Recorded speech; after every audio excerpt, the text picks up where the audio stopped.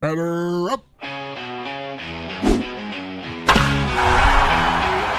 and Chris, they're on the air. Yankees, Mets, they're everywhere. From the Bronx to Queens, the diamond gleams. MLB talk, the ultimate team. MLB is the place to be. Rob and Chris with the pitch you'll see. Swinging stacks and stories fly. Baseball talk that's amplified.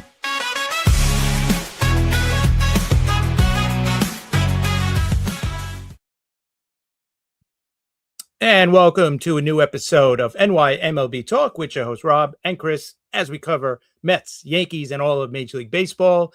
And if you're on YouTube right now, don't forget to hit that sub button and the like button. We'd really appreciate it. And also, if you want to follow us on TikTok or on X, it's at NYMLB Talk. Rob is at R Maraska, myself at CP7NY. So, Rob, what is going on?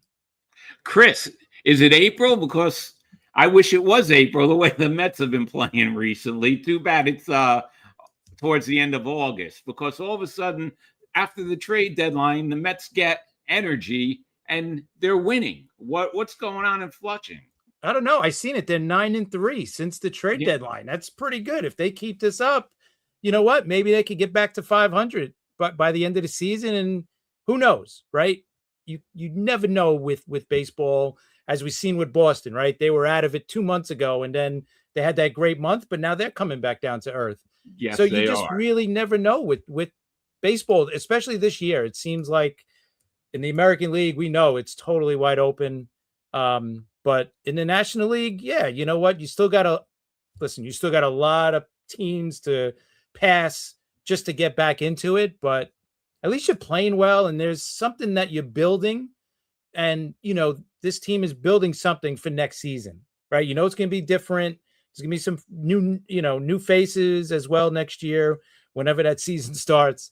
But at least you're building something. There's we could see, you know, the young players and with the veterans like Lindor that are still here. And if Bichette stays, you know, there's something here that you could build around in the offseason and go, okay, at least 2027 is not going to be a lost season. And these kids are getting experience. So listen, the season's over. The season was over since May. Hi, Joe and Dan. How is it? Glad you guys are out there. But at least we're getting to see these young kids play. And, you know, they're pretty good. You know, the Mets, the young players in the Mets system are pretty good. And they're getting experience now. And there is that, you know, mixture of veterans where they could learn from and the young kids. So, you know, even though it's over for the Mets this season, at least now I could watch a game and say, you know what, you know, they're fun to watch. It's fun to watch the kids. And at least they're not getting killed every game where you got to shut the game off by the second inning. The Mets are done. Right. And the bullpen, that they had a good bullpen before the trade deadline. That was the strongest part of the team. They got rid of, you know, most of the bullpen, and now the bullpen's pretty good with these kids and the mixture of everything. It's just it's crazy. They swept the Nationals, right? You know, that was pretty good. All three games were pretty good games. Saturday, Lindor got the walk off. After Alvarez got a big hit. Yan, though, he prematurely went into his little dance. Did you hear about that? No, I did not. I didn't. Yeah, he thought he struck the batter out. He started the dance, and then the umpire called it a ball. He challenged it. It was a ball. So he had to wait 2 more pitches, and then he struck the batter out, and then he did his dance. But, you know, I don't know if he's going to piss off. So it's fun to watch, and it's exciting to watch these kids, but I don't know if he's going to piss somebody off on another team, Chris. Yeah. You never know. I think with that, I'm sure it's going to happen eventually where he is going to piss off the other team.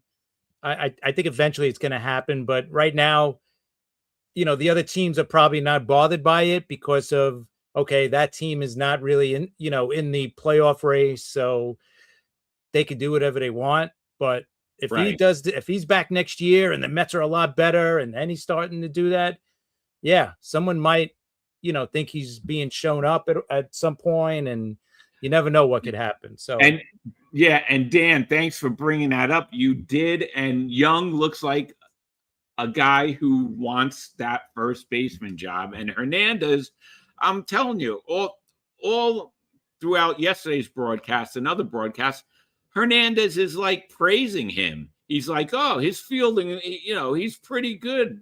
His defense is pretty good.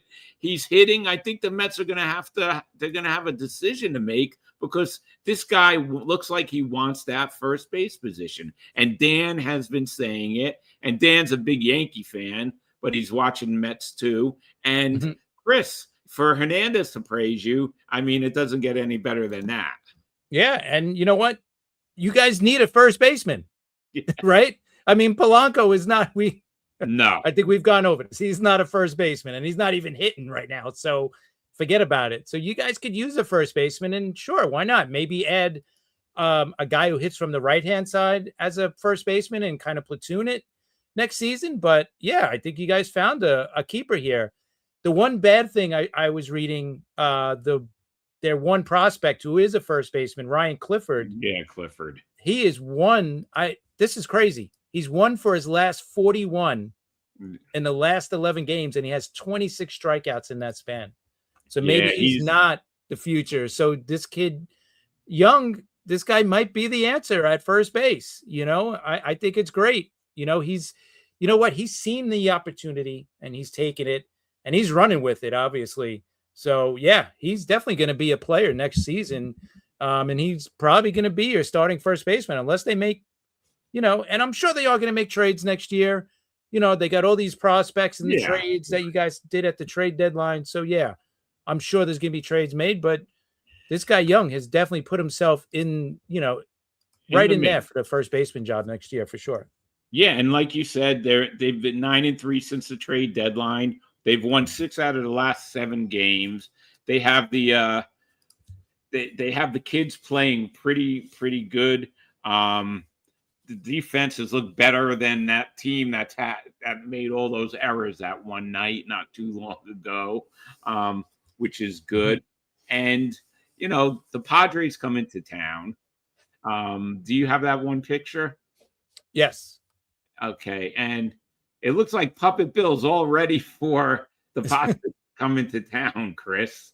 For when the San Diego Chicken comes in, he's Puppet Bill is all ready with the eggs. So we're looking forward to the series and the Padres. They're a team where there's a lot of questions about them, but they're 67-58. They're in right now. If the season ends, they're in the postseason. So they have 7 games out behind the Dodgers in the division. But what do you think about the Padres, Chris? Listen, they're a veteran team, right? They got veterans all over that team. So yeah, they could go on a run, the Padres. Like, they're capable of doing it, right? Cam Machado squeeze out one more really good run in him, for the last month or so of the season, and Bogarts and Tatis. I mean, they're older guys, but they're also guys that have proven themselves in the past, to perform well. So, they got a decent pitching staff, obviously they got the closer and Mason Miller. So if you get that game to the 7th inning with a lead for the Padres, the game is usually over, right? So that's the one thing the Padres have in the back of their pocket. Like, if we get the game, if we have the lead going into the 7th inning, the game's over, right? Yeah, right. Most likely. So that's a good positive to have. We see the Dodgers now, flipping to the Dodgers for a second. Edwin Diaz is blowing every save so far since coming off the IL. So they're a little bit, if you remember last year, their bullpen wasn't great, right? Right. And the year before, the 2 years they've won the World Series, their bullpen has not been great, and they won it. So having Diaz blowing games, yeah, it looks bad now, and they've been, the last 2 weeks they've been in a slump, but I'm sure things are going to straighten out by the time postseason starts, and they'll figure it out. They'll just use whoever they got back there, and he'll close games for them in the playoffs. So Yeah, and he's looking like the Diaz of 2019 right now when he came to the Mets from Seattle, and he's the reason. He's one of the biggest reasons why that Met team, that was managed by our friend Mickey Callaway, did not make the postseason because their pitching staff was great, and Diaz just came in and he just blew up those games. It was like insane. But he's not looking too good right now. But listen, he's a veteran. He knows how to win. I mean, he knows how to save. And in the postseason, he gets hot. You got to watch out. You got to watch out for Diaz closing those games, especially with that Dodger team. But anything could happen in a short series. We know that anything could happen. Look, the Dodgers, Toronto was so close to winning that World Series that the Dodgers almost didn't have 2 in a row, so anything could happen. But damn well the Dodgers are working hard on getting that 3rd World Series in a row title. So it's gonna be tough. But the Padres, that Mason Miller, who wouldn't want him on their team? I mean, at one point we thought maybe the Yankees would get him, if you remember. Yeah, and I'm sure they're going to be going after him in the offseason too, right? They've kind of started that already at the trade deadline. They were sending him everybody to get him because he is such a weapon, because he's as close as an automatic at the end of a game as you're going to get in the game right now. There's nobody else that's that automatic, at least, like, I don't know who else do you feel that confident in that's going to close the game, right? As well as Mason Miller. So yeah, he's a guy you try to trade for, but it's going to cost you, ridiculous amount of prospects, obviously. So, but we'll see. And you guys are basically, I think, like 11 games behind the Padres for the last wild card spot. So let's, okay. Now, here's the good thing. You guys got him for 3 games. If you sweep, you're cutting it to 8 games, right?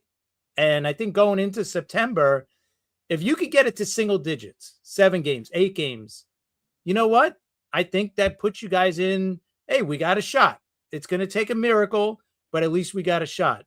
So that's how I'm looking at it. And I know a lot of, but I'm also seeing a lot of fans hoping that the Mets finish right in the top 6 so that their draft pick is protected, right? Right. Outside of the top 6, they lose like 10 spots or whatever it is. Yes. Listen, you got to play ball. And these players that are on this team, whether they're coming back next year or not, are going to play their hardest, right? They're looking out for themselves. They want to put up, whatever numbers that they could put up. I mean, because that's going to look better on their resume, right? When they become a free agent or at the end of the season, when are the Mets going to re-sign him or not, or give him arbitration and all that stuff. So the players are going to try to play no matter what, right? So forget about, I hope they lose and be in the top 6. And you know what? Who cares? And does it matter if you draft someone up there? That guy might be a bust too. So who really cares?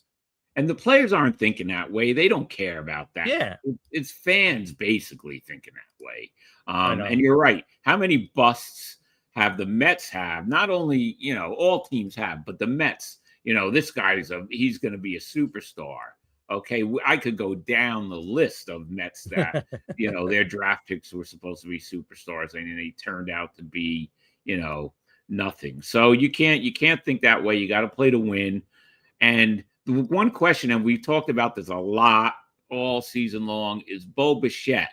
He's starting to hit. He's playing better now. So is it going to be good enough for him to opt out? Or is it, you know what, you better not opt out because you're not making that money. Like you said, 2 years, if you sign a contract for 5 years, you're going to get maybe the same amount of money that you'll get for the 2 years with the Mets. So, what would be in his best interest, right? Yeah. I would think he's not going to opt out now because of, no matter what he does in the last month, let's say he's, great in the last month. I don't think it's going to matter too much. There's just so much mystery going into the offseason, right? Because of the new CBA coming, what's it going to look like, and everything else. So I think, you know what, he's got his money, he's got his guaranteed 2 years now at 110 million he's going to make. You know what, he's going to sit pretty, and that's it. I thought there would be a possibility of him being traded, but that's obviously not going to happen. And like you said, no one's giving him that kind of money. You know, maybe in a 5-year deal, but maybe somebody won't want to sign him to a 5-year deal, right? Because the new CBA has got, like I said, there's going to be a mystery with this new CBA, and I'm curious too, because the new CBA ends, the new CBA or the old CBA ends December 1st, right? Yes, right. So that means they're going to have basically the whole month of November open to free agency, right? After the World Series ends, that usually that's when it starts, free agency. So I'm curious, does this give teams more of a and more of an incentive to sign guys quick before the new CBA, right? The more like, oh, they put a cap, so all these guys are going to be maybe grandfathered in, and so there's a lot going on. It could go either way. Well, I would think they'd have to be grandfathered in, okay? And it's either, here's what it's going to be. It's either going to be one or the other. It's going to be like a flurry of, let's get this done before the contract runs out, or it's going to be a lot of nothing. Let's wait to see what happens. You know, it could go either way. You know, it could be, you know, we got to sign this one, we got to do this, or it could be like, you know what, we better just wait because we don't know what's going to go on. But I would think you'd have to grandfather all this stuff in, because how could you, you know, if you're going to have a cap, which the players do not want, and I can't see them voting for a cap. I don't know. It's gonna. We've said it 100 times. I've said it. I just think it's going to be a long work stoppage. Other people a little more optimistic. You were optimistic. Have you changed your outlook at all, Chris? No, I have to stay up. I have to stay optimistic about this, right? Because I don't want to see it to be. I don't want to see a long work stoppage, because baseball is going to lose a lot of fans if they do this. A lot, and they can't. Right. I don't think both sides have to figure this out. Like, listen, we're going to make a lot of money here. Let's not mess this up. Everything is going great. In a couple of years, they're going to sign a new TV deal, and who knows what that's going to look like and how much money they're going to get from that. So they really can't mess this up. But we've seen in the past, right, where two sides being greedy and they can't come together. So hopefully cooler heads kind of figure this out. But yeah, I'm hoping it gets figured out. And I seen today, it was reported by John Heyman that Scuba wants to sign his new deal before that December 1st, right? Because again, you don't know what that's going to look like. I'm not saying there's going to be a cap. There's not going to be a cap. Like, we don't know. There's probably not going to be a cap. Let's be honest. But I think there's going to be something that's going to affect, right? So it's going to be interesting what happens in that first month or right after the World Series. Like you said, it's going to go one way or the other. It's either going to be a crazy free agent frenzy and everybody's going to get signed and it's going to be nuts, or everybody's going to kind of play it cool and just ride it out. Because the owner, think about it, the owners are in charge, right? In free agency. They are. Like, if they want to, they could say, you know what, we're not signing anybody because we don't know what it's going to look like after December 1st, what this next CBA is going to look like. So they're going to just sit back. So, yeah. And listen, cha-ching with the TV deals and stuff, because of streaming, you know, the sky's the limit. We don't know how much money Major League Baseball can make with contracts. Think of all the streaming services now, right? Oh. Just think about that. All right. Peacock has it. Netflix has it, right? Apple, Prime. Yep. But there's other, you know, there might be someone out there that says, you know what, let's make a name for ourselves and let's make it bigger. Let's sign a deal with MLB. So we have no idea with all these streaming services what's going to happen with the money, and it could be crazy. So the owners have to think about that too. You know, how much money they're going to make from that and how much money they're going to lose if there's, you know, a long work stoppage, or even no, if there isn't a baseball season, which I'm not saying. I hope it doesn't come down to that, because that'll be a big disaster. But Yeah. anyway, before we get to the Yankees, I just wanted to mention that Staten Islander Tom Cosgrove was in the bullpen for the Nats this weekend. So there were a lot of Staten Island people there watching him. And he got into Saturday's game, and he gave up a home run to Benj. But still, so, a guy from Staten Island was in the bullpen for the Washington Nationals. All right, let's move on to the Yankees and their weekend against Toronto. And, they scratched out the last game after almost blowing it, Rice making that error, but he redeemed himself with the 2-run shot, right, Chris? So Yeah. what were your thoughts? Well, first, why can't the Yankees win in Toronto? And second, with Rice's error and then redeeming himself. Well, the biggest thing is they can't score runs, right? That's been the problem the last couple of months now. I think since June 1st, because May 31st is when Judge went out.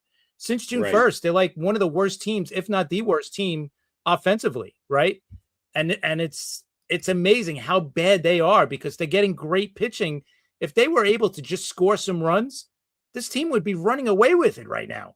But they're just not scoring runs. So, a lot of times they lose games 2-1, 3-1, 3-2, because they're just not scoring runs. And, thankfully, like you said, Rice made the error yesterday in the 9th inning that let Toronto tie the game, but he came up in the next inning and hit the 2-run homer, and they ended up winning 4-3. So they were able to salvage one game out of that 3-game series, because it was looking pretty bad there that, that they were going to lose it.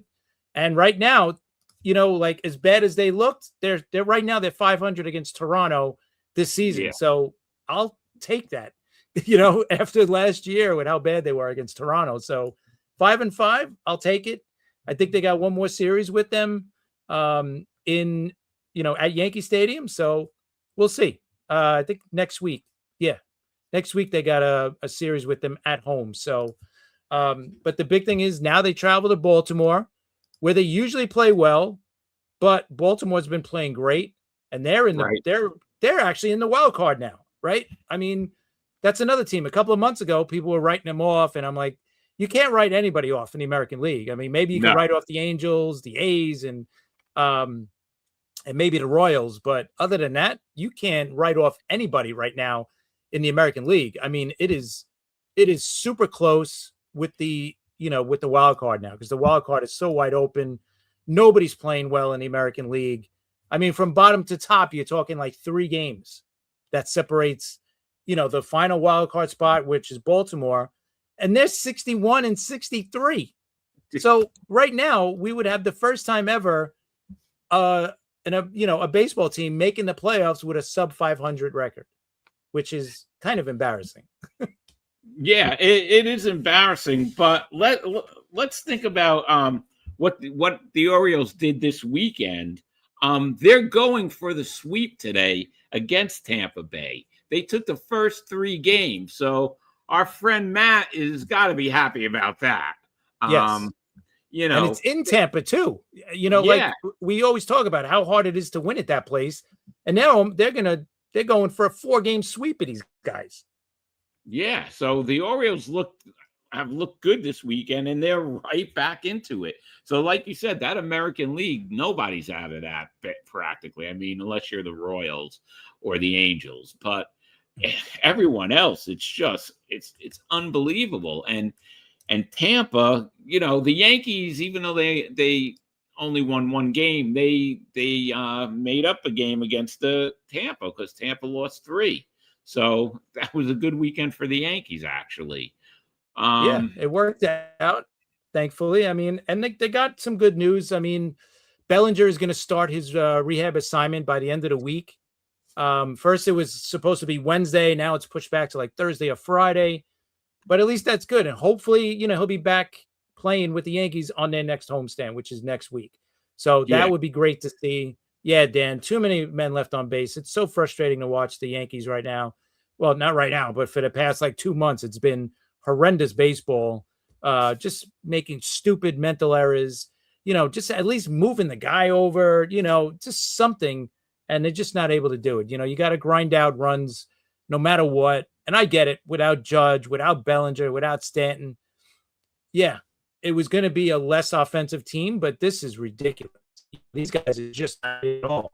Like Ben Rice has been stone cold for the past 2 months, but he made up for it at least for a game, and he hit the 2-run homer yesterday to win it. So hopefully that gets him going, because man, he basically carried this team the first couple of months with how good he was.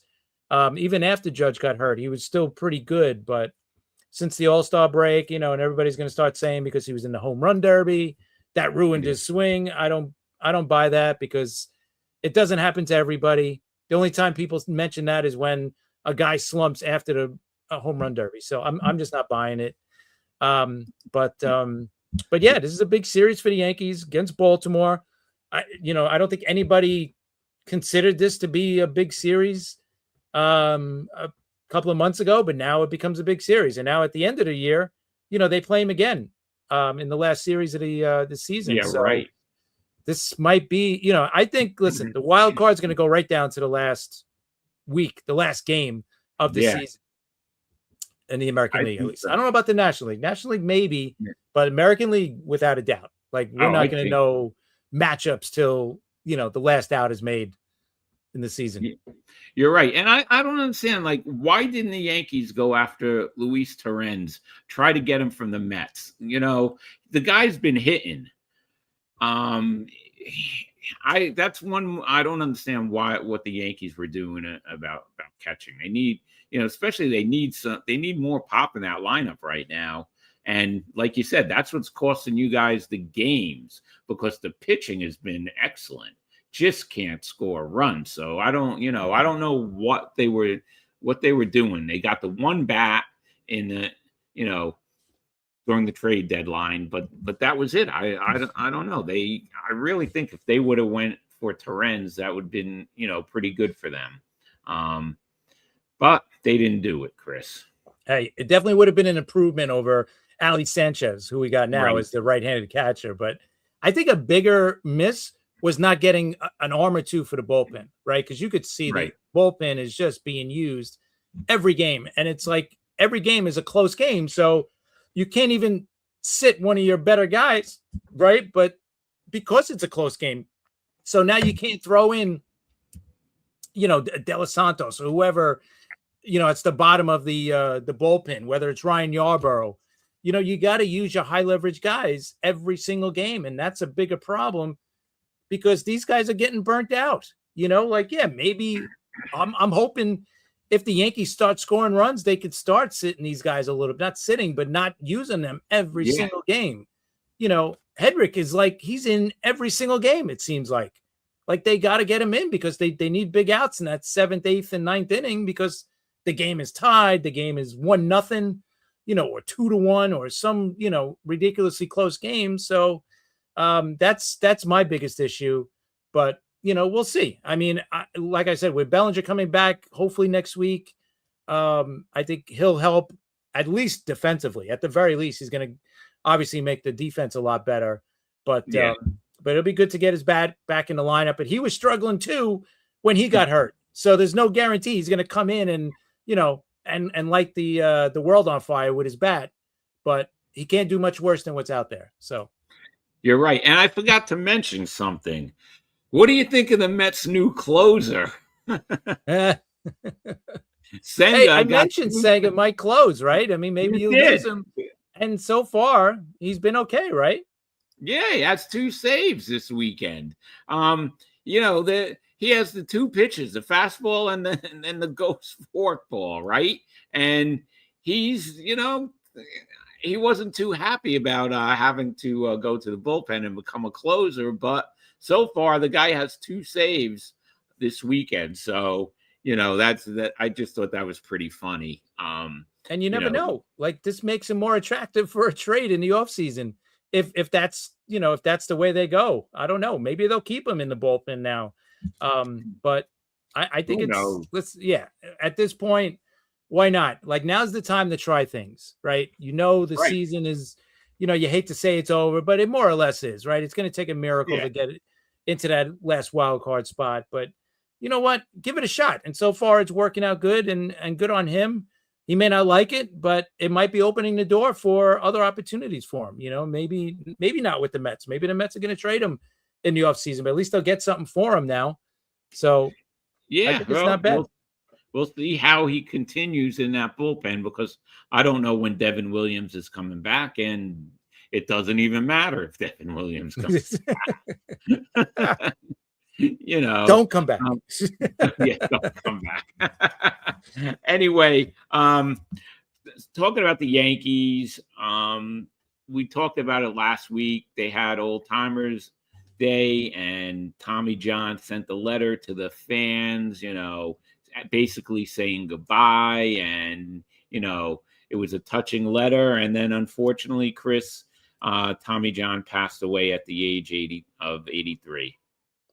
Yeah, and now you could look back at that letter. Maybe it wasn't even him writing it. Maybe he was that Yeah. far, and that was someone in his family writing that for him. But yeah, it's sad, and I talked about it last week. He's a guy that I've always thought should have been in the Hall of Fame. Yeah, he doesn't have the 300 wins. Like back then, it was like, all right, if you don't have 300 wins, you're not making it to the Hall of Fame, right? Like that was with almost everybody, with pitching at least. And that's something we're never going to see again, 300 wins, right? Unless they change a win, how you get a win. Instead of 5 innings, maybe you get it after 4 innings or something. But we're never going to see 300 wins again. No. Yeah, and he doesn't have the big number, the big strikeout number either. He wasn't a big strikeout guy. So I just think, listen, the guy, you got to think about the influence that he's had on the game, right? Getting the surgery that's named after him now, right? I mean, that's all we hear every year. How many players get Tommy John surgery? How many careers that this guy saved by going out first and saying, okay, let me try this surgery. You know what? Before him, nobody had this surgery done. So he was like the guinea pig, right? He so was. Who knows? It could have left him, with no arm or something, right? It could have been much worse. And he took a shot and, to save his career. And he was, I wouldn't say he was at the end of his career when it happened, but he was already 31 years old when he got the surgery. And then he came back right after his surgery, and he did pretty good after his first year coming back, which the Dodgers, he was 20-7 in his second year after the surgery. Then he went 17-10. Then he went to the Yankees for a couple of years, and he won 20 games 2 out of the 3 years he was with the Yankees. I mean, he's a pretty good pitcher. And, do I think he should be in just for those numbers, the 288 wins? No, but you know what? Just the impact he's had on the game because of the surgery and how many careers he has saved. Right. Yeah, maybe somebody else would have gotten this surgery at some point, but you know what? He was the first one, and it's named after him, right? So, and this guy pitched till he was 46 years old. I think only Nolan Ryan has pitched longer in the majors. I think he should go in. Yeah, and we did have a discussion about this, and we put up some clips, and there were people who don't think he should go in the Hall of Fame. But listen, there are players in the Hall of Fame who've done less. And I think, the Hall of Fame, there's other, not only, and I'll give you an example. There's other things that you could consider. Like you said, if it wasn't for him being the guinea pig with Tommy John surgery, named after him, right there, it wasn't like he was an average ball player or an average pitcher. He was above average. So if you combine those two things, he should be in the Hall of Fame. And I think one day he does get elected to the Hall of Fame. We have people in the Hall of Fame. All right, not players, but why is Bud Selig in the Hall of Fame, Chris? I don't know. Okay. I don't know. Why? Just because he was commissioner? I don't know. He was commissioner when they had the home run race, between Sosa and McGuire, and then it turned into, the performance drug BS. So why is he in the Hall of Fame? I don't know. I don't know Tommy either. John's certainly done more than Bud Selig um, did for baseball. Like you said, he was a guinea pig. He didn't know what was going to happen to him. He didn't know if he was going to lose. What if he lost use of that arm? Never mind come Right. back and be a pretty good pitcher after that. And he was excellent in the postseason too. I was He just was going to give his postseason numbers. Go ahead, give his postseason numbers, Chris. In 14 games, he started 13 of them. He was 6-3 with a 2.65 ERA, 3 complete games, and a shutout. I think the shutout was the one that clinched the National League championship against the Phillies that year. So, I mean, this guy was just a really good pitcher. And like I said, I think the impact he's had on the game, I think means more than just his career. And his career was, right there for a Hall of Fame. Maybe he wasn't on his own, maybe, all right, 12 wins short. If that guy wins 300 games, all right, if he wins 12 more games during his career, and remember, he missed a whole season because of the injury, right? Because of the surgery, he missed a whole season. And then the next year he came back, he wasn't fully back. He still won 10 games. But, I mean, 288 wins is nothing to sneeze at here. Yeah, And I mean, that was a pretty good career. And he was so influential. So it's like he's a part of baseball history, right? And I think that's what the Hall of Fame is about, right? Telling the history of baseball. I think he's as important as anybody else in the game. I agree. And Dan said Cole gave him so much credit. Yeah, a lot of the tributes that came in, the guy, you have to give him credit. He went into uncharted ground.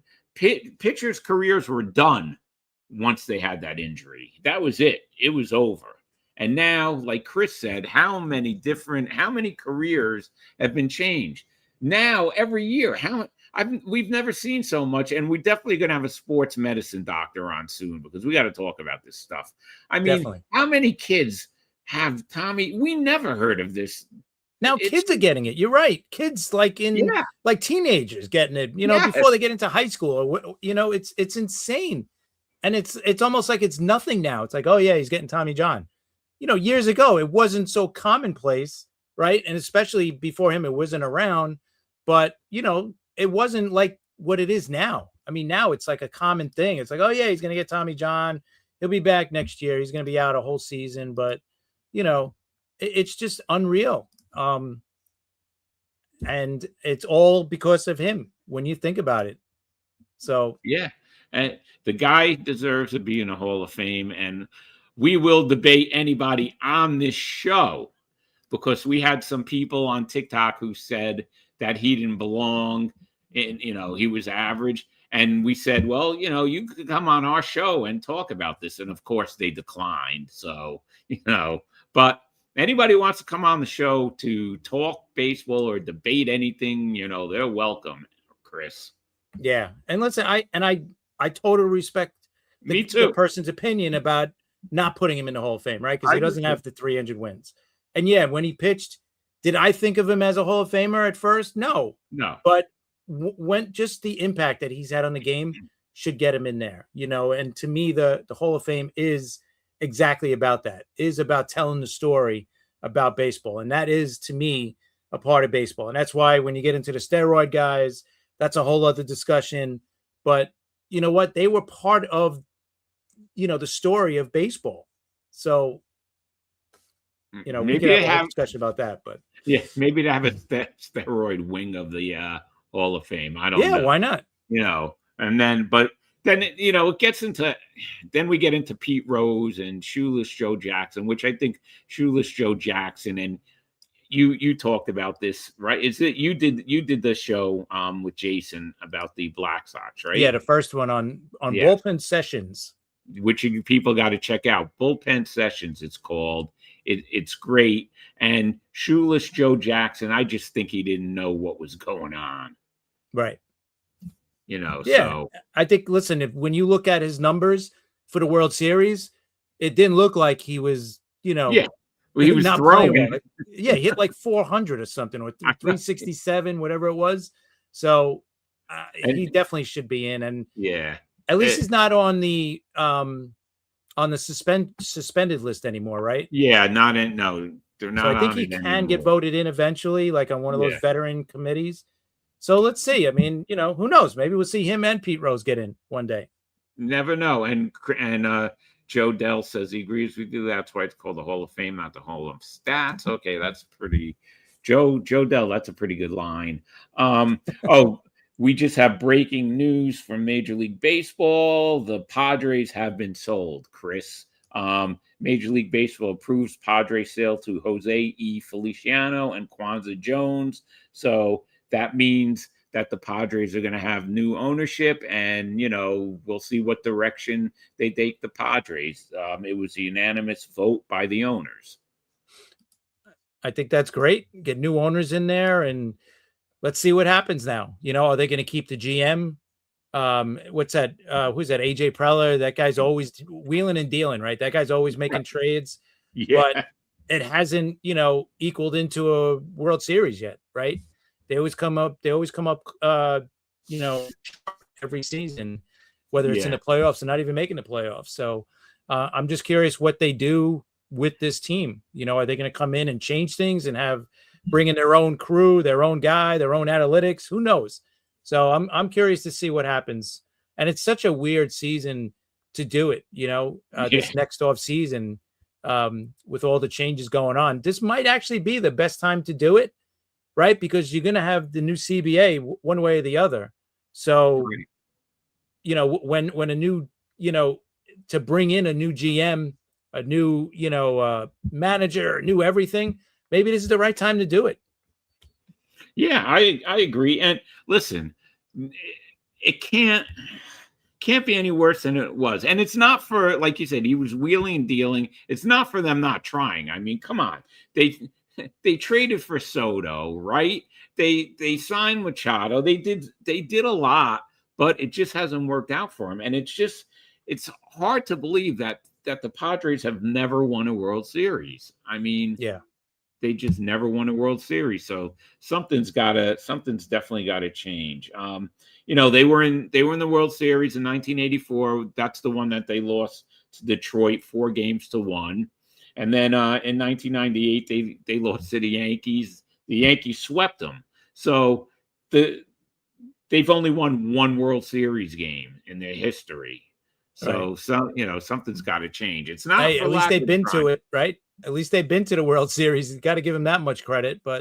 Yeah. Um, but yeah, you know what? It is what it is. And I think since so much is going to change this offseason or not, I don't know. I'm sure something is going to change, and with new owners, I'm sure they're going to want to do something, right? To put their kind of stamp on their team. So Yeah, very definitely. curious to see what they do. And how about the major league debut of Joshua Baez for the St. Louis Cardinals? The rookie outfielder hit 3 home runs. He had the best debut in major league history. His first 3 at bats, his first pitch was a home run, and then his first 3 at bats, he hit a home run. He was 3 for 4. What do you think about that, Chris? That happened in Chicago, by the way. Right. And his first 3 at bats, right? He hit the home run in his first 3 at bats, which is totally insane when you think about it. A young kid coming up.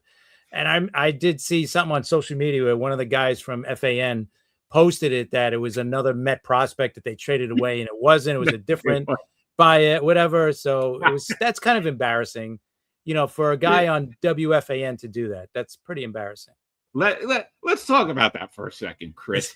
He thought it was, but he thought it was because he probably heard Cubs too, because they played against the Cubs. He thought it was Baez when the Mets made the trade for Baez. Okay, so you're on WFAN, right? Supposedly the biggest sports talk radio station in the world. Okay, the one that really started it all, and you make a stupid statement like that, where he was mad about it too, that it was another Mets prospect that they they let get away. I mean, how embarrassing is that? It's got to be embarrassing but then again, look who they have hosting on all their shows, like they're just looking for clicks. They're just awful now. Like they're not even listenable at this point, and I think we all kind of grew up, or we all listened to, the Fan for how many years, right? When it was Mad Dog and Francesa and, like all the hosts were always good. That were on there. It was never like, oh, these guys are good and they're bad. It was like the whole channel was great. Now the whole channel has gone the complete opposite. It's like an embarrassment now. They've gone to like shock jock sports stuff, where now or stupid jock. Not shock, stupid jock. Where they try to be funny and they're not funny. It just people want to call in and talk about sports. That's it. We don't need any of this other crap going on. So it was just that was stupid, but that's what that station has turned into. WFAN is not the WFAN we grew up with. It's just I can't even listen to it. I don't know the last time I turned it on. Unless I want to catch a Yankee game. That's probably the last time that I turn WFAN on, Chris. Yeah, it's awful. It really is awful. I don't even listen to it anymore. It's just horrible. It's a shame. It's a shame what that station has become, and it's sad. But it really is. And I'm going to go back to the Mets for a second. It looks like Lindor's starting to hit too.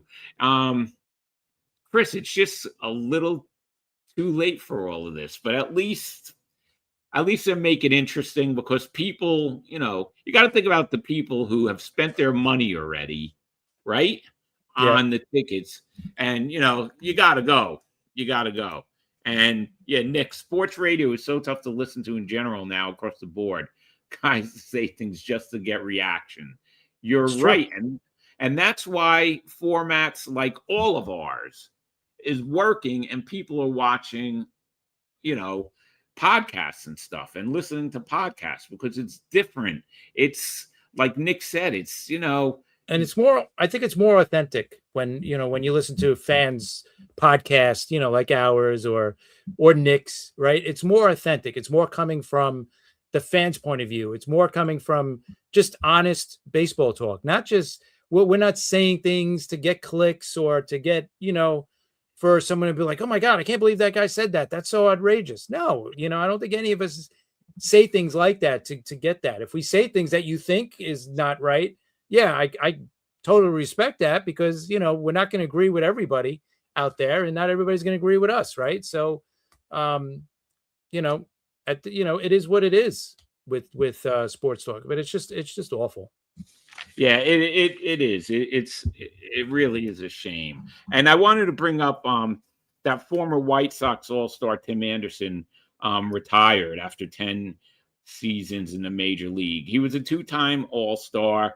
You remember him. One of the big things he did was hitting that walk-off home run against the Yankees in the Field of Dreams game, the first Field of Dreams game. You remember that one, Chris? And he declined after he had that fist fight with Jose Ramirez, right? That's when it started to go downhill. It's like he got the baseball knocked out of him after that one. It's sad because this guy was one of the better players in the league for a while. Like you said, he won a batting title. He was a two-time All-Star. He's a Silver Slugger. But, we see what happened to him. He fell off a cliff. I mean, it was amazing how quickly he fell off a cliff, and he fell off when he was 30 years old. I mean, the year he made the playoff, he made the All-Star team in 22, and then the following year, war player, and he was never the same, and he was out of baseball. Now he just retired, but last year he played 31 games for the Angels. I don't even remember him playing. I don't. I remember him playing for the Marlins. Right? He played a little for bit. The Marlins. But I don't even remember him playing for the Angels. You're right. That's how far, he fell. And thanks, Dan. We really appreciate it. Yes, Dan. We appreciate that you listened to all the shows we do. It's really, really means a lot to us. So Dan's our biggest supporter out there, and we yeah, definitely appreciate that. Dan is great. Yeah, so he retired, and it was time. He also said he was in a lot of pain. So that fight really had to do something to him, Chris. I mean, Agree.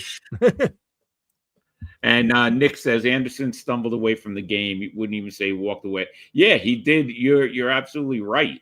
He did stumble. He stumbled away from the game, and it's a shame. And I remember, I don't know. I think there was talks of like if the Mets were going to try him at one point a couple of years ago, and I'm glad that they didn't. I think they were trying to trade for him at a trade deadline, but I don't remember 100%, but I'm glad that they didn't. At least they didn't make that move because, they probably would have gave up, maybe Benj or somebody like that for him. And then WFAN could scream about that too. But anyway, so we got a couple minutes left. But why don't you give me your preview of the Yankees' next series with the Orioles, Chris? Well, it's a big series, obviously, now that the Orioles are in that final wild card spot, right? So the Yankees have, they got to get back into scoring runs. That's their biggest thing, right? Their pitching has been great. They've beaten the Orioles 5 out of 7 games so far this year. And like I said before, they do have them again at the end of the season. The last 3 games, actually the last 7 games of the season for the Yankees is 4 against Tampa and then 3 against Baltimore. That's the final 7 games at Yankee Stadium. So that's going to come there. That's going to come into play, right? Right. It doesn't get any better. I'm looking forward to it. Chris. Yeah, it doesn't get any better than that. No, thank God they got that right. Because sometimes you see them, playing some West team, some Western Division team or a National League team. Like they do play Arizona as well right before that homestand at the end of the year. They play Arizona, they play Minnesota, they play the Mets on September 11th. They also play Colorado. They got to travel to the Angels and San Diego still. So you got I don't know. For me, to me, the last month should be no interleague games, right? September should be all, league games, all mostly division games if you could do it, but it shouldn't be interleague in that final month should be all against the American League. Should be but unfortunately that's not going to happen. But yeah, I'm looking forward to this series because Baltimore is showing that they're going to hang in there. Even without, they traded away Adley Rutschman, right, to Boston, and Boston gave him whatever it was, 5 or 6 guys for him. And Rutschman is 1 for 19 since joining the Red Sox. He'll bounce back. He'll be fine. He just has to stay healthy. And once he gets settled in, I know it's big when you're jumping to different teams and all. So, but yeah, I'm looking forward to it. It's going to be a good series, and I'm looking forward to it in a positive way that I think their bats will get going a little bit because they usually hit good in Baltimore. But with the way this year is going, I don't know. Yeah, and I like to see, catch a couple of games. I want to see how Alonso does against the Yankees in Baltimore, because Alonso, no matter what he's doing, he's actually having a typical Alonso year, Chris. I think he's got 27 homers, right? Yeah, after the slow start, which he was probably trying too hard, I would think. Because let's face it, that was their big signing, the offseason, and he was supposed to be like the guy that's going to save the Orioles and bring them in, and there are billboards of Alonso everywhere. So I think he probably put a little pressure on him. What do you think? Oh yeah, absolutely. Without a doubt. Listen, anytime you sign a big contract, you want to produce right away, right? In the new place and you're a new team and everything. So once he got going, he was fine. Like you said, he's having a normal Alonso year, and you know what?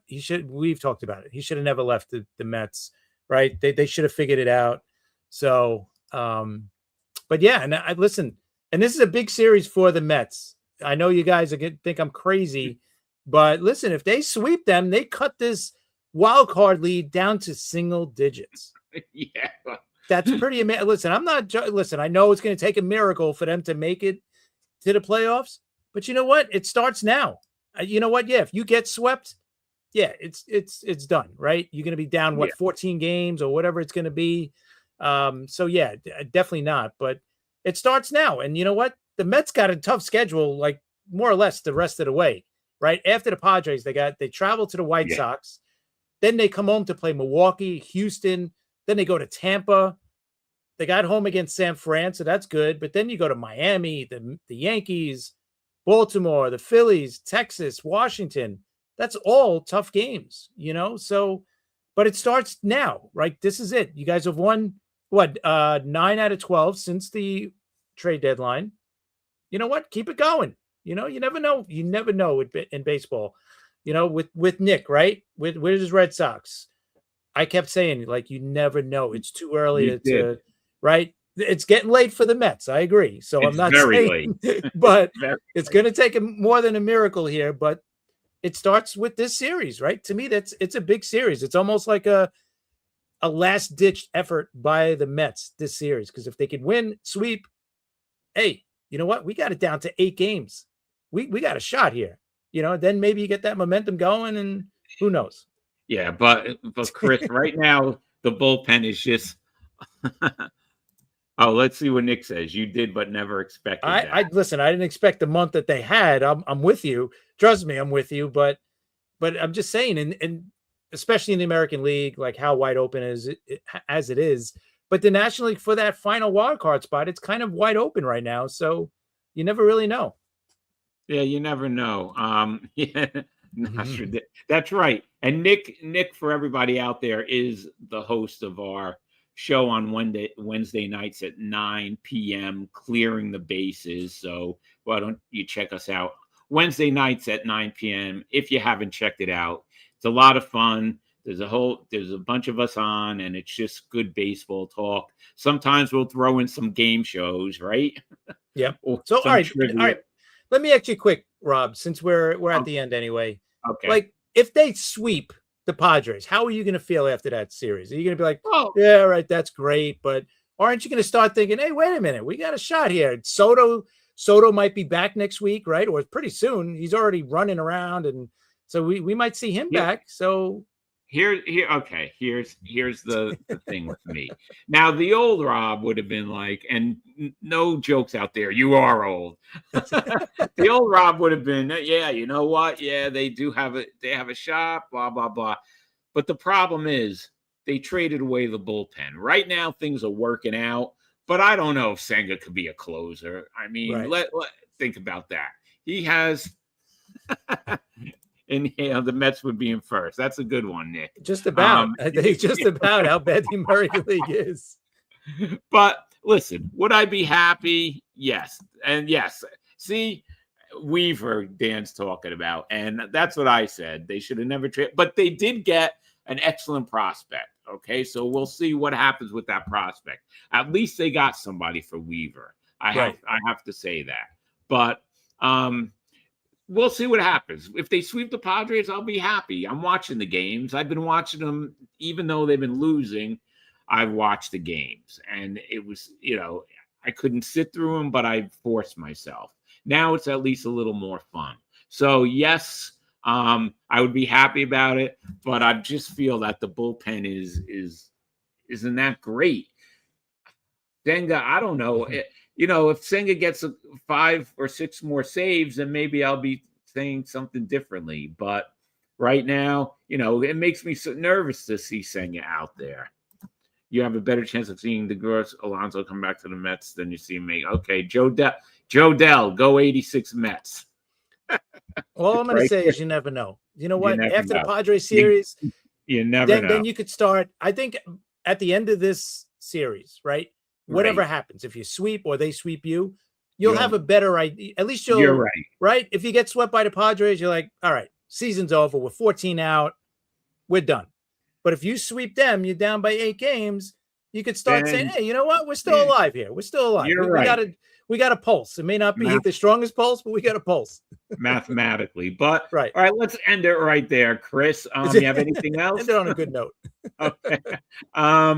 This Wednesday night, Clearing the Bases, 9 p.m. and Thursday night at 9 p.m. we have a guest, former major leaguer Randy Johnson joins us at 9 p.m. I'm looking forward to talking to him, Chris. It's going to be good baseball talk. Definitely. Should be great. And don't forget, hit that like button, hit that sub button on YouTube. We would appreciate it. Remember, you can follow us on TikTok and on X at NYMLB Talk, Rob at Armaraska, myself at CP7NY. Yeah, so thanks, everybody. We'll see you Wednesday night for Clearing the Bases.